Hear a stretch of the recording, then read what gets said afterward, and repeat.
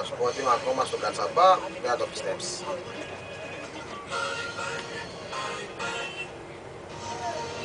Φίλε, να σου πω κάτι. Παίρνω τη Μαρία τηλέφωνο. Σου λέω κατευθείαν, μην κάτω να με ανασταλιαρίζω. Παίρνω τη Μαρία τηλέφωνο.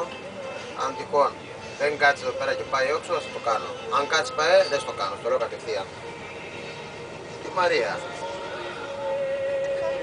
Αν πάει έξω στην ανάληψη, αν δεν κάτσει εδώ, και εκεί δεν τη βλέπω καθόλου. Δηλαδή, φαντάζομαι να ασχολώ 3 η ώρα και έχω ένα κενό για να πάω να τη δω.